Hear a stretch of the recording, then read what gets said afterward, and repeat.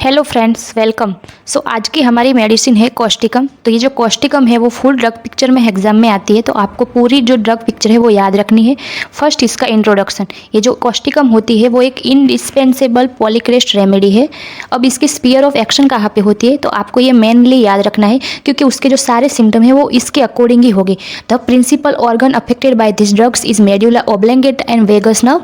तो first medulla oblongata और जो वेगस नर्व है वो अफेक्ट होती है। सेकंड लैरिंग्स एंड ट्रेकिया होगा, और थर्ड उसके जो ये मोस्ट इंपॉर्टेंट है कि जो फ्लेक्सर टेंडन्स होते हैं स्किन एंड यूरिनरी ब्लैडर। तो आपको ये स्पीयर ऑफ एक्शन याद रखना है। अब उसकी पैथोजेनेसिस क्या होती है, तो जनरल फिजियोलॉजिकल एक्शन होगी तो ये पैरालिसिस करेगा, स्लो पल्सेस हो गए, लो टेम्परामेंट एंड वीकनेस, ये सारी उसकी पैथोजेनेसिस है। अब यहाँ पे जो मेडुला ऑब्लोंगेटा और वेगस नर्व पे उसकी स्पीयर ऑफ एक्शन होती है, इसलिए जो पेशेंट में पैरालिसिस ही होता है। तो ये जो कॉस्टिकम है उसका कीनोट सिम्टम होता है पैरालिसिस। अब यहाँ पे जो पैरालिसिस होता है वो स्पेशली होगा वोकल कॉर्ड का, यूरिनरी ब्लैडर होता है which leading to retention of the urine. तो अगर पेशेंट को रिटेंशन ऑफ द यूरिन की प्रॉब्लम है और उसमें जो यूरिनरी ब्लैडर है उसका पैरालिसिस हो रहा है, तो हम उसको कॉस्टिकम प्रिस्क्राइब कर सकते हैं। Contraction of the muscles and tendons, क्योंकि फ्लेक्सर टेंडन्स पे भी उसकी इफेक्ट है, इसके लिए contraction of the muscle and tendon भी होता है। अब यहाँ पे कॉस्टिकम है उसका कॉन्स्टिट्यूशन क्या होता है, तो फिजिकल मेकअप कैसा होता है कि जो पर्सन होता है वो हाइड्रोजेनेट कॉन्स्टिट्यूशन होगा, मतलब कि उसके जो सेलो कॉम्प्लेक्शन होगा, डार्क हेयर होगे, और जो उसके मसल्स फाइबर होते हैं वो रिजिड होगे। Physically very much weak, emaciated and anaemic. तो आपको याद रखना है कि उसका जो पेशेंट होता है वो वेरी मच वीक होता है, इमेशिएटेड होता है और एनेमिक होता है। अब यहाँ पे उसका हीट एंड कोल्ड से क्या रिलेशन होता है, तो जो कॉस्टिकम पेशेंट होता है वो चिली पेशेंट होता है, माइजम होता है एंटीसोरिक और एंटीसाइकोटिक। अब गाइडिंग सिम्टम, तो ये जो गाइडिंग सिम्टम है वो आपको सारे याद रखने हैं, क्योंकि ये नेक्स्ट एग्जाम में ऑप्शन में भी आएगी, और ये जो फुल क्वेश्चन होता है उसमें हमें गाइडिंग सिम्टम और लिखने होते हैं, और वाइवा के लिए ऑल्सो इंपॉर्टेंट है। तो फर्स्ट उसका गाइडिंग सिम्टम होता है rawness and soreness all over body, specially जो थ्रोट होता है वहाँ पे एपनिया हो जाएगा, इसलिए जो रोनेस एंड सोरनेस होता है वो उसके गाइडिंग मोस्ट कीन और सिम्टम है। सेकंड होगा पैरालिसिस, और पैरालिसिस सिंगल पार्ट का होगा, यूजुअली राइट साइडेड होगा, और इसकी वजह से ट्विचिंग एंड जर्कनिंग हो जाएगा मसल्स का। तो फर्स्ट सिम्टम हुआ रोनेस एंड सोरनेस, सेकंड हुआ पैरालिसिस। थर्ड होगा great sympathy for the suffering of others, मतलब कि जो पेशेंट होता है उसको ग्रेट सिंपैथी चाहिए जो वो सफ़र करता है उससे, और जो अदर होते हैं वो उसको ग्रेट सिंपैथी दे, ऐसा उसको चाहिए होता है। Fourth, children are late learning to walk due to nervous weakness, unsteady walking and easy falling. अब यहाँ पे जो चिल्ड्रन होते हैं जो लेट लर्निंग टू वॉक सीखते हैं, क्योंकि उनका जो नर्वस वीकनेस होता है और जो वॉकिंग और इजीली फॉलिंग हो जाता है। Third is a great sympathy for the suffering of others. तो यहाँ पे पेशेंट को क्या होता है कि जो वो डिजीज से सफ़र कर रहा है उसकी वजह से उसको ग्रेट सिंपैथी चाहिए होती है अदर्स से। फोर्थ होगा children are late in learning to walk due to nervous weakness, unsteady walking and easy falling. तो यहाँ पे अगर कोई चिल्ड्रन होते हैं जो लेट लर्निंग टू वॉक सीखते हैं, क्योंकि उनकी जो नर्वस होती है वो वीकनेस हो जाता है, और उनकी जो वॉकिंग होती है वो अनस्टेडी होगी और वो ईजिली गिर जाते हैं। तो ऐसा गाइडिंग सिम्टम एक चिल्ड्रन में होता है। 5, generally worse in clear fine weather and better in the damp weather. ये मोस्ट इंपॉर्टेंट है, ये मोडालिटी में भी आएगा कि उसके जो सारे सिम्टम होते हैं वो वर्स हो गए क्लियर फाइन वेदर में, और बेटर हो गए जो डैम वेदर होता है वैसा। अब इसकी रिलेटेड ऑल भी मेडिसिन है, जैसे कि हिफर, सल्फ, नक्सोमिका, और जो सारी मेडिसिन है उनका भी ऐसा ही सेम सिम्टम होता है। 6 is insanity after suppression of the skin eruption. अगर कोई पेशेंट आ रहा है उसको स्किन इरप्शन के बाद इंसेनिटी का प्रॉब्लम हो रहा है, तो ये जो कॉस्टिकम होती है वो बेटर होती है। 7, skin prone to intertrigo during dentition और convulsion with the eruption of the teeth. अब यहाँ पे जो स्किन होता है उसमें एक ऐसा होता है कि इरप्शन ऑफ द टीथ हो जाए या कन्वर्जन हो जाए ड्यूरिंग जो डेंटिशन टाइम होता है, तब आपको ये मेडिसिन प्रिस्क्राइब करनी है। 8, causticum is after effect of the burn, patient says I have never been well since that burn. मतलब कि यहाँ पे जो कॉस्टिकम है उसका की नॉट सिम्टम होता है कि उसको अगर बर्न्स, मतलब हिस्ट्री होती है बर्न्स की, इसकी वजह से पेशेंट बोलेगा कि मुझे तब बर्न हुआ था, तब से मुझे कुछ भी ठीक नहीं है, तो I have never been well since that burns. तो ये उसका थेरा में भी काम आएगा, जब सर्जरी का थेरा होगा उसमें जो बर्न्स का होता है उसमें कॉस्टिकम यूज़ होती है, तो ये आपको याद रखना है। 9, epilepsy occur during sleep and urine escape involuntary. अब जो यूरिनरी मसल्स होता है उनका पैरालिसिस हो जाएगा, इसकी वजह से उसको ड्यूरिंग स्लीप यूरिन स्केप हो जाएगा। 10, passes stool better when standing. अब यहाँ पे जो पेशेंट होता है वो जब स्टैंडिंग पोजीशन में होता है तब उसका स्टूल होता है वो इजीली पास हो जाएगा। तो ये जो सारे गाइडिंग सिम्टम है वो आपको याद रखने हैं।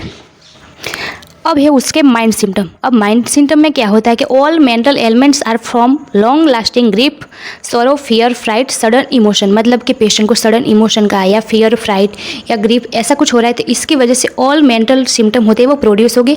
Intense sympathy for the suffering of the others. तो ये तो आगे हमने कीनोट में भी देखा।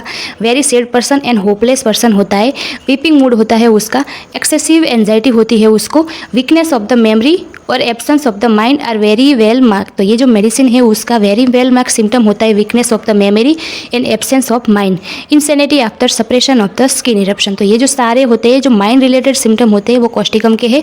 अब यहाँ पे ये जो सारे सिम्टम है उसका एलिमेंट फ्रॉम क्या होता है, long lasting grief, from sudden emotion, fear, fright and joy, suppression of the skin eruption, exposure to cold, burn, scald. तो ये जो सारे होते हैं वो एलिमेंट्स फ्रॉम होते हैं। अब हम देखेंगे पर्टिकुलर सिम्टम क्या है। ये आपको अगर डीपी मेडिसिन आती है तो उसमें आपको ये सारा लिखना होता है, जिससे आपको इजीली पूरे मार्क्स मिल जाएंगे।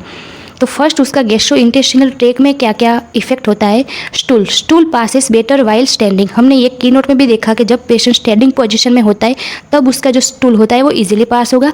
There is a paralysis of the rectum and sphincter ani muscles. क्योंकि ये पैरालिसिस ये कॉस्टिकम मेडिसिन का कीनोट सिम्टम है, इसकी वजह से रेक्टम और जो स्फिंक्टर एनाई मसल्स होता है उसका पैरालिसिस हो जाएगा।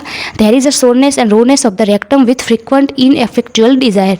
तो अब जो पेशेंट होता है उसमें सोरनेस एंड डिजायर, रोनेस हो जाएगा जो रेक्टम पार्ट होता है वो उस वहाँ पे, और उसको फ्रिक्वेंट डिजायर रहती है स्टूल पास करने की। तो ये स्टूल के रिलेटेड सिम्टम हुए। अब यूरिन के रिलेटेड कौन कौन से सिम्टम होते हैं। Urine passes involuntary when coughing while sleeping. अब यहाँ पे जो पेशेंट होता है उसका यूरिन इनवॉलेंट्री पास हो जाएगा जब पेशेंट कफिंग करता है या स्लीपिंग होता है उसके time. There is a retention of the urine after surgical operation, after fever due to weakness of the sphincter urethra. अब यहाँ पे रिटेंशन ऑफ द यूरिन हो जाएगा आफ्टर कोई सर्जिकल ऑपरेशन हुआ है या फीवर हुआ है, इसकी वजह से जो स्फिंक्टर यूरेथ्रा होता है वो वीक हो जाएगा और इसकी वजह से जो यूरिनरी मसल्स होते हैं उसका पैरालिसिस हो जाएगा। इसकी वजह से पेशेंट को रिटेंशन ऑफ द यूरिन रहेगा। तो स्टूल के रिलेटेड सेम वही हुआ कि पैरालिसिस की वजह से सारे सिम्टम प्रोड्यूस होते हैं। यूरिन में भी सेम पैरालिसिस की वजह से ये जो इनवॉलनरी यूरिन सारे सिम्टम प्रोड्यूस हो गए। तो उसमें क्या होता है कि आपको कीनोट ही याद रखने हैं, क्यों कीनोट के ऊपर से आप सारे पर्टिकुलर सिम्टम लिख सकते हो। अब रेस्पिरेटरी सिम्टम क्या होता है कि फर्स्ट थ्रोट इफेक्ट होगा, उसमें कॉजेशन क्या होता है कि एक्सपोजर टू कोल्ड एयर, इसकी वजह से जो कैरेक्टर होगा मतलब कि रोनेस एंड सोरनेस हो जाएगी थ्रोट में। फिर एपनिया होगा with pain in chest and जो लैरिंग्स होता है उसमें सोरनेस हो जाएगी और फेरिंग्स पैरालिसिस हो जाएगा।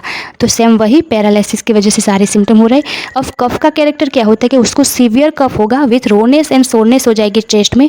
पेशेंट अनेबल होगा जो कफ है उसको एक्सपेक्ट करने के लिए, और जो सारा कफ होता है वो स्वेलो कर लेता है, उतना उसमें रोनेस एंड सोरनेस होता है। अब इसकी मोडालिटी क्या है कि जो सारे सिम्टम होते हैं वो एग्रावेट हो गए क्लीन फाइन वेदर में, और सारे जो सिम्टम है वो एम्यूलेट हो गए ड्रिंकिंग कोल्ड वाटर से। तो ये मोस्ट इंपॉर्टेंट सिम्टम होता है कि जो सारे सिम्टम होते हैं कॉस्टिकम के वो एम्यूलेट हो गए ड्रिंकिंग कोल्ड वाटर से। अब नर्वस सिम्टम में क्या क्या इफेक्ट होता है, तो फर्स्ट हमने देखा कि पैरालिसिस हो जाएगा। अब यहाँ पे जो कॉस्टिकम होता है वो ग्रेट पैरालाइजर मेडिसिन होती है। Paralysis cause by cold air after typhoid, ऐसे सारे सिम्टम की वजह से पैरालिसिस होगा। लोकेशन क्या होता है कि राइट साइडेड पैरालिसिस होगा। तो आपको मेंस याद रखना है कि जो कॉस्टिकम होती है उसमें पैरालिसिस होता है पर राइट साइडेड पैरालिसिस होगा। ग्रेजुअल ऑनसेट होगा सेम। अब इसका कैरेक्टर क्या होता है, paralysis of the single part like face, extremity, vocal organs, ptosis, dropping eyelid, patient can not keep them open. Patient में वन साइड ही पैरालिसिस हो जाएगा, जैसे कि वन आईलिड होती है वो ड्रॉपिंग हो जाएगी, इसकी वजह से पेशेंट उसको ओपन ही नहीं कर पाता है, इस टाइप का पैरालिसिस होगा। रूमेटिज्म, तो यहाँ पे स्टिफनेस हो जाएगी जॉइंट की, और जो फ्लेक्सर टेंडन होते हैं उसमें कॉन्ट्रैक्शन हो जाएगा। तो हमने आगे देखा कि जो फ्लेक्सर टेंडन है उस पर उसकी स्पीयर ऑफ एक्शन होती है, इसकी वजह से बोन रिलेटेड सिम्टम हो गए, शॉर्टनिंग हो जाएगी मसल्स की। अब ये जो सारे सिम्टम है वो एग्रावेट हो गए क्लीन फाइन वेदर में और एम्यूलेट हो गए डैम वेदर में। अब skin symptom, bed effect of the Burns and scale, तो जो सारे स्किन के सिम्टम प्रोड्यूस होते हैं जब पेशेंट को बर्न्स की कोई हिस्ट्री होती है। रोनेस एंड सोरनेस हो जाएगी अफेक्टेड पार्ट पे। सब acute and chronic eruption of the skin, तो ऐसा पेशेंट को होता है कि उसको कोई क्रॉनिक इरप्शन होता है स्किन का या सब एक्यूट इरप्शन होगा। Old burns that patient says I have never been well since that burn.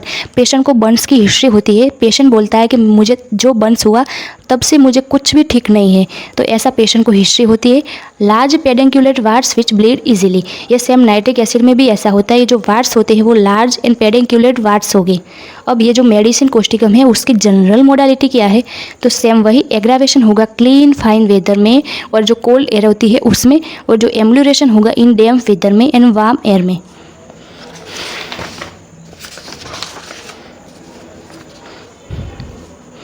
तो ये मैंने कोस्टिकम पूरी ड्रग पिक्चर आपको इजीली अंडरस्टैंड करवाई है। तो आपको ऐसे एग्जाम में लिखना है और ये जो सारे कीनोट सिम्टम है वो वाइवा में भी पूछेंगे और अगर हमारी आगे नेक्स्ट एग्जाम आएगी उसमें भी पूछेंगे। Thank you.